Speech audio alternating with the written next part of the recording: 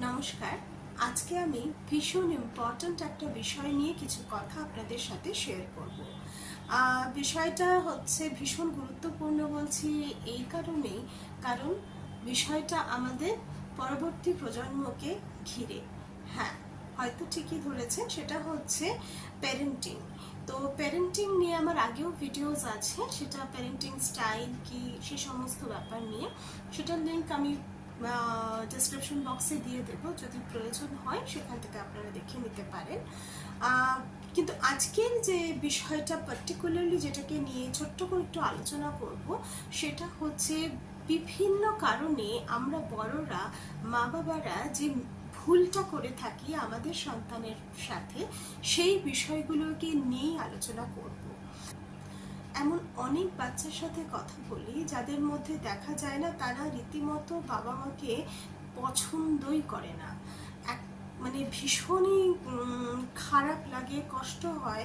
মানে বাবা মার চেষ্টা, বাবা মার ভালোবাসা, সেটার মধ্যে তো কোনো ফাঁক নেই, কিন্তু তারা তাদের অজান্তেই তাদের শিশুদের কাছে, তাদের ওই সন্তানের কাছে তারা যে অজান্তে কতটা একজন বীতশ্রদ্ধ মানুষে পরিণত হয়, সেগুলো যখন দেখি না, সত্যিই ভীষণ কষ্ট হয়।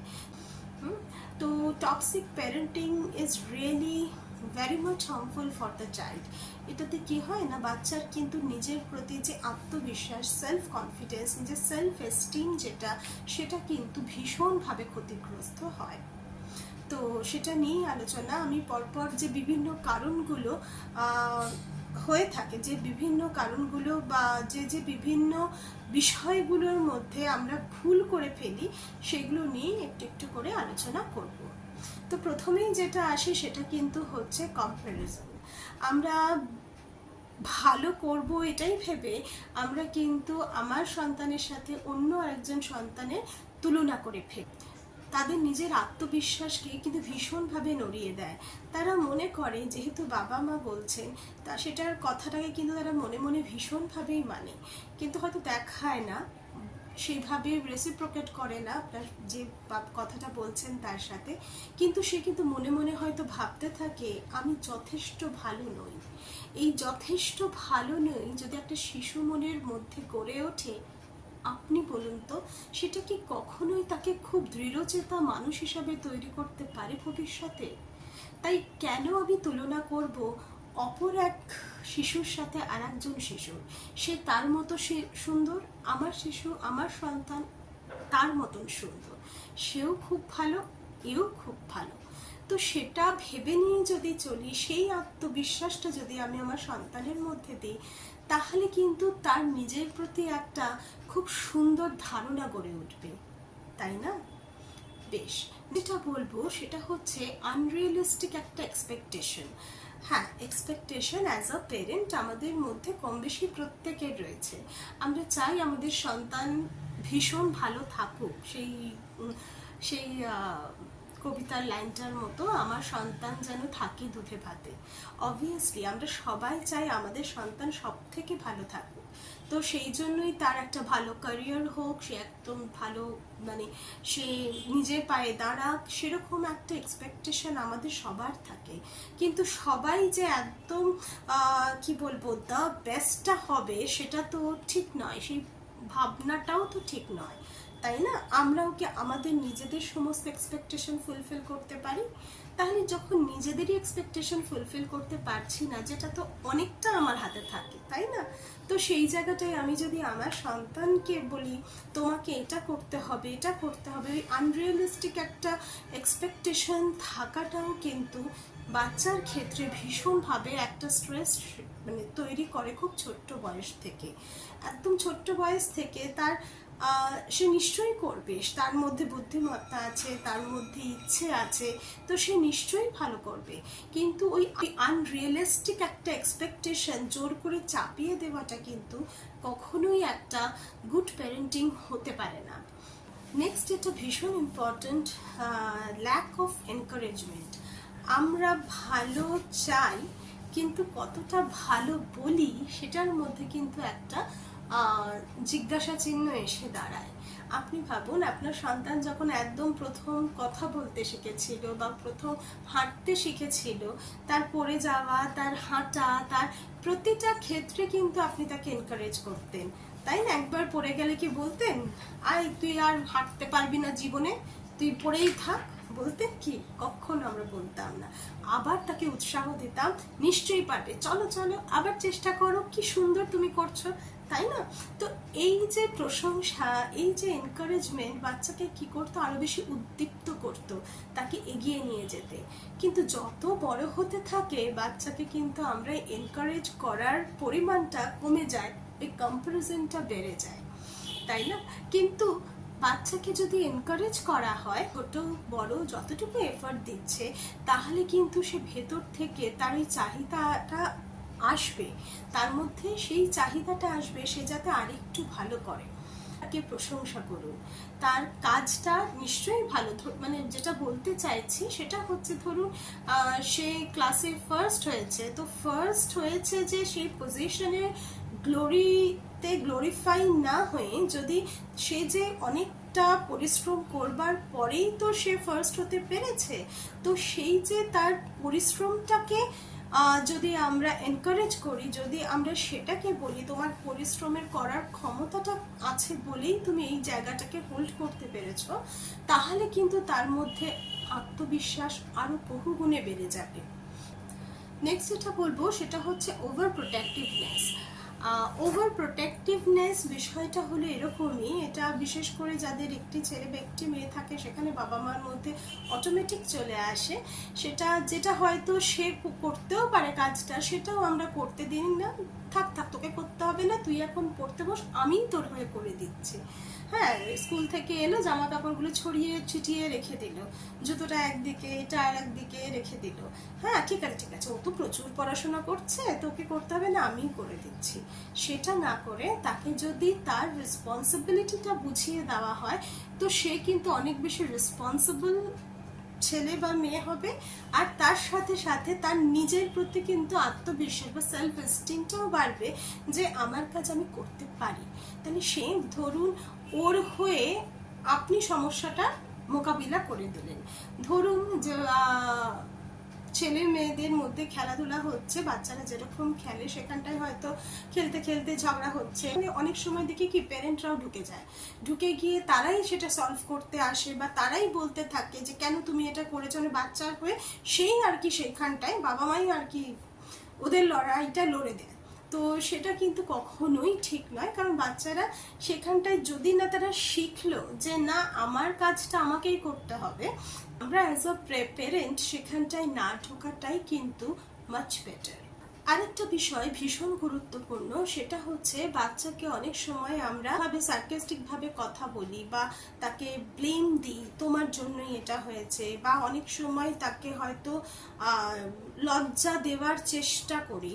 হ্যাঁ, তো অনেক সময় কি হয়, আমরা তাকে লজ্জা দেওয়ার চেষ্টা করছি, বা অনেক সময় তাকে একটা সার্কাস্টিক ভাবে কথা বলছি, বা মানে ভীষণভাবে, সেটা বুঝতেই পারছেন কি বলতে চাইছি। তো এই যে এগুলো করাটা কিন্তু করলে পরে বাচ্চার কিন্তু সেলফ এস্টিমটা ভীষণভাবে ক্ষতিগ্রস্ত হয়, তার নিজের প্রতি যে রেসপেক্টটা সেটা কিন্তু তার কমতে থাকে। তো সেটা তো আমাদের বাবা মা হিসেবে কাজে নয়, তাকে একটা সুন্দরভাবে কনফিডেন্ট মানুষ সে তৈরি হোক, সেটাই আমরা সব বাবা মারাই চাই। তাহলে সে থেকে এই সার্কাস্টিক ভাবে কথা বলা, হ্যাঁ তুমি পারো না, এটা পারো না, এই যে অনেকভাবে আমরা তাকে ব্যঙ্গাত্মক ভাবে কথা বলা, এগুলো কিন্তু কখনো অ্যাজ আ প্যারেন্ট উচিত নয়। আপনার ছেলে মেয়ে নিশ্চয়ই বড় হয়ে যাবে, অনেকেই বলে যে আমাদের ছোটবেলায় তো এরকম ছিল। হ্যাঁ ছিল, মানে যে আপনি কি কখনো তার জন্য কষ্ট পাননি? আপনার কি খুব আনন্দ হতো সেই সময়? নয় তো। তাহলে শুধু শুধু বিনা কারণে ওটা দিয়ে যখন আমি উন্নতি করতে পারছি না বাচ্চার, তাহলে আমি কেন তাকে ওইভাবে কথা বলে বা ওই রকম ভাবে তাকে লজ্জা দিয়ে নি তাকে একটা সুন্দর মানুষ তৈরি করব, এই ভাবনাটাই তো মনে হয় ঠিক নয়, তাই তো? নেক্সট যেটা বলবো সেটা হচ্ছে ইনভ্যালিডেটিং ইমোশনস। বাচ্চারা অনেক সময় তাদের ইমোশনের কথা কিন্তু ছোটবেলায় আপনাদের সাথে শেয়ার করতে আসে। সেই সময় যদি তাকে খুব সহজে যা তো এখান থেকে এখন যা, বা তাকে ইনসাল্ট করা হয়, বা এইটার জন্য আবার কারোর দুঃখ হয়, এটার জন্য আবার কেউ কাঁদতে আসে। অনেক সময় ছেলেদেরকে তো ভীষণভাবে বলা হয় মেয়েদের মতন কথায় কথায় কাঁদিস। তো এই কথাগুলো কিন্তু ঠিক নয় বাচ্চার জন্য। ওকে, সে তার ইমোশনটা এক্সপ্রেস করতে আর কার কাছে যাবে আপনাদের ছাড়া? তো সেইখানটায় সেখানে তাকে শোনাটা কিন্তু ভীষণ প্রয়োজন। আর কেন সে করছে, হ্যাঁ অনেক বাচ্চার ক্ষেত্রে কি হয়, এটা মানে হ্যাবিচুয়াল হয়ে যায়, সে কিন্তু কথায় কথায়তেই কাঁদছে, তাহলে সেটা তার সারল্যেরই কারণ, কিন্তু তাকেও সেই ডিফিকাল্ট সিচুয়েশনটাকে তাকেই ম্যানেজমেন্টটাও শিখতে হবে। তো সেখানটায় তার ইমোশনটাকে নিয়ে খুব চেঁচামেচি করা, বা সেটাকে ব্যঙ্গ করা, বা সেটাকে নিয়ে ইনসাল্ট করা, এগুলো কখনোই করা উচিত নয়। তাকে শোনাটা প্রয়োজন আছে, আর তাকে বলে দেওয়া যে তোমার প্রবলেমটাকে, মানে ইয়োর প্রবলেম, একদম ছোট একটা, মানে আমার কাছে এটা ছোট মনে হতে পারে ওই শিশু মনের কাছে এটা ছোট প্রবলেম নয়, সেই জন্যই তো তার সেই ইমোশনাল বার্স্টটা হচ্ছে। তাহলে সেইখানটায় তাকে সেই জায়গাটা দেওয়া যে শুনছি তোমার কথা, কিন্তু you have to solve your problem. ঠিক আছে, চলো আমরা ছোট্ট আলোচনা করে দেখি কিভাবে এটা সলভ করা যায়। নেক্সট ভীষণ ইম্পর্ট্যান্ট একটা বিষয় যেটা আমাদের ভীষণভাবে মনে রাখা উচিত, সেটা হচ্ছে টেকিং ওভার টাস্ক। মানে যেটা মানে বাচ্চার করা উচিত সেই কাজটাই আপনি করে দিচ্ছেন তার হয়ে। ক্লাস 6-এ পড়ে, তার জুতোর ফিতে মা পড়িয়ে দিচ্ছে, তো সেই বাচ্চাকে কিন্তু আপনি সেলফ ডিপেন্ডেন্ট করছেন না। অজান্তে আপনি আপনার ছেলে বা মেয়ের সন্তানের কিন্তু ক্ষতির কারণ হয়ে দাঁড়াচ্ছেন। ও কিন্তু ইন্ডিপেন্ডেন্ট পার্সন হচ্ছে না, ও কিন্তু একটা ডিপেন্ডেন্ট পার্সন তৈরি হচ্ছে। ছোটবেলা থেকে যদি এই লাইফ স্কিল অ্যাক্টিভিটি, বা বাচ্চারা যত ভালো করে এই লাইফ স্কিলগুলো শিখবে, তার লাইফটাই কিন্তু অনেক বেশি স্মুথ হয়ে যাবে। আমার স্বপ্নটা আমি আমার সন্তানের মধ্যে দিয়ে ফুলফিল করবার এক ইচ্ছে। তো এটা অনেক বাবা মার মধ্যেই দেখা যায়।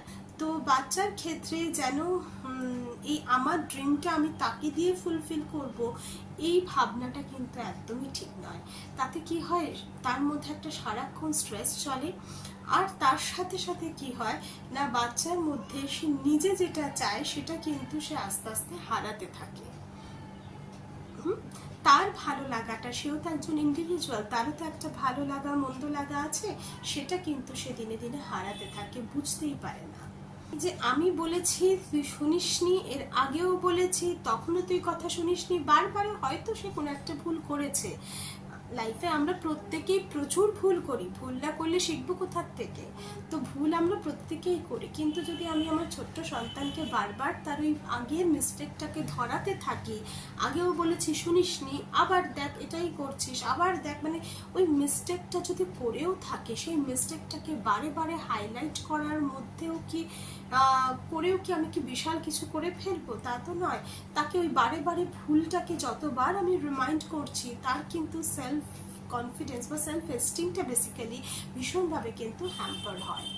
তো মোটামুটি এই যে বিভিন্ন বিষয়গুলো নিয়ে আলোচনা করলাম, কম বেশি এগুলোই অনেক সময় যদি বাবা মারা করে থাকে, তাহলে সেখানে কিন্তু তার সন্তানের সাথে তার মানে বাবা মায়ের সম্পর্কটা খুব স্মুথ হবে এটা কিন্তু আশা করবেন না।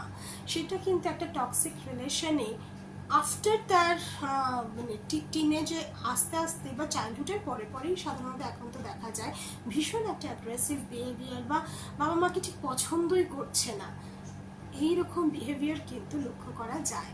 বাবা মার সাথে সন্তানের সম্পর্কটা একটা সুন্দর সম্পর্ক, সব থেকে পবিত্র সম্পর্কের মধ্যে সব থেকে ওপরে যদি থাকে সেটা হলো বাবা মার সাথে সন্তানের সম্পর্ক। সেটা একটা এইরকম পর্যায়ে আসুক, সেটা তো আমাদের কারোর কাছে কাম্য নয়, তাই না? তাহলে সেখানটা একটা সুন্দর সেখানে বন্ধুত্বপূর্ণ সম্পর্কের সাথে সাথে একটা সম্মানের সম্পর্ক থাকুক, সেটাই আমাদের কাছে কাম্য। তাই সেই জন্যই আজকের এই ছোট্ট আলোচনা করবার কথা মনে হলো। যদি এগুলো মনে রেখে আমরা একটু কাজ করি, তাহলে কিন্তু খুব সহজ হয়ে যায়, তাই না? আর তা না হলে এই বাচ্চাদের মধ্যে একটা স্টাবারনেস দেখা যায়, জেদ দেখা যায়, রাগ দেখা যায় ভীষণভাবে তার বাবা মার প্রতি। আজকের মতন তাহলে এখানেই শেষ করি, আবার অন্য দিন অন্য কোনো একটা বিষয় নিয়ে পজিটিভলি আসবো। নমস্কার।